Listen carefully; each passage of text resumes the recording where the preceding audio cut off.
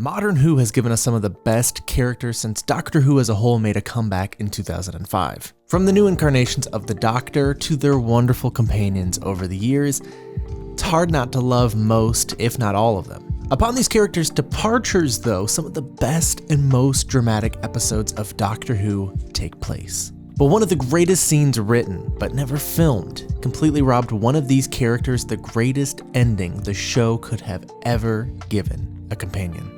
Let's talk about P.S., the final story for Brian Williams.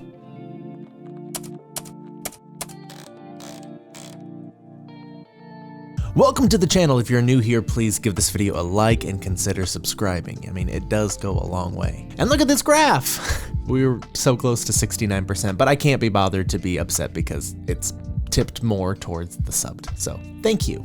And if you're not new to this channel, welcome back. Thank you as always for being here. So, right, the greatest Doctor Who scene never filmed. In order to get a full grasp on this video and what we're going to be going over, it's imperative you have seen series 5, 6, and the first half of 7. Basically, all the episodes with Matt Smith.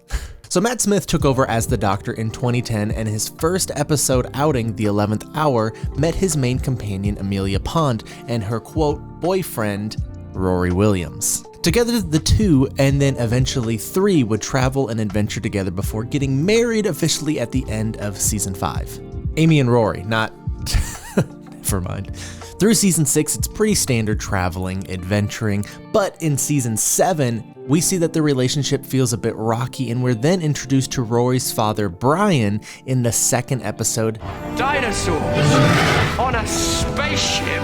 Brian Williams makes a great addition as a companion, similar in many ways to Wilfred, Donna Noble's grandfather, like he did in his short time with the Doctor. However, he has worries about the lifespan of those who travel with the Doctor. Sourcing this from discovering most companions don't have happy and long lives. Of course, when it comes to his son and daughter-in-law, this would be the case as well. Angels Take Manhattan saw the departure of Amelia and Rory Williams forever, leaving Brian alone and without his family. To me personally, watching this episode air, I wasn't so much upset about what the Doctor was feeling. I was more wondering exactly how Brian was going to take this news, and over the years, I kept revisiting this scene, and I realized it's because it's perfect. And just to note, it has not been seen on screen if or how Brian has ever learned of their fate. And this was not originally to be the case, however, because PS was envisioned as a live-action mini-episode to accompany the events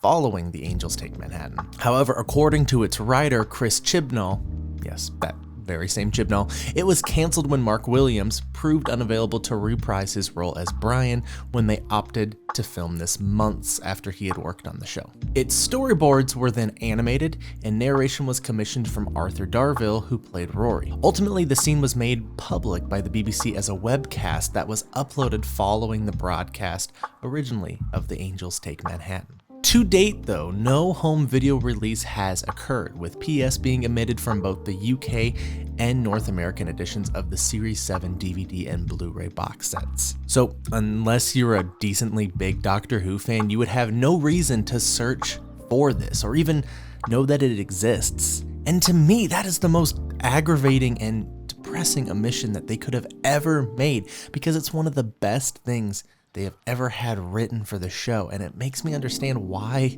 completely Chris Chibnall was an excellent choice to helm the show when Moffat was bowing out. PS reveals that a week after Rory and Amy left with the Doctor, Brian, who's watering the plants as he said in the episode The Power of 3, answers a knock at the door to discover an American man in his 60s. He gives Brian a letter and walks in, confusing Brian because this isn't even his house. Brian sits in the lounge and reads the letter, revealing it was from Rory. It explains that he and Amy are alive and well, but stuck. They can't come back. However, he assures Brian that he and Amy had a wonderful life in New York City, 50 years before Rory was even born, and that they will never be able to see each other again. He planned this letter to chronicle their lives and tells him how great of a father he was. Honestly, you have to watch it. Arthur Darvill presents a powerfully moving VO here. The letter ends with Rory telling his dad to be nice to the man who delivered the letter today, Anthony, because he's his grandson. Brian returns to the entrance and the man stretches out his hand with a, "How do you do, sir?" Brian then takes him into a hug. No longer alone. He still has family. And that is how you write a great and powerful send-off for your character. I mean, Amy and Rory's departure is sad, but this brings it to a whole new level because there's happiness mixed with it. They aren't just gone, but now live on as memories within these two strangers who will get to tell and share those memories from opposite ends of their timeline and become together as one, as a family. And this is what Doctor Who should be at its very core.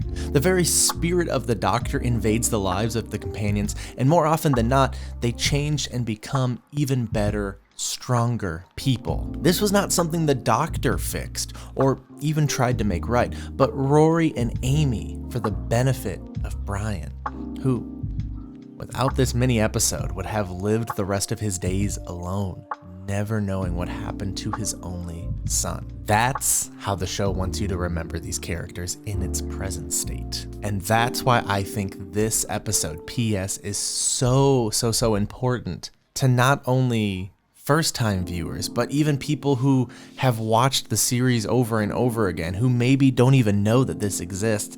I implore you, the link's down below, go and check it out. It is phenomenal.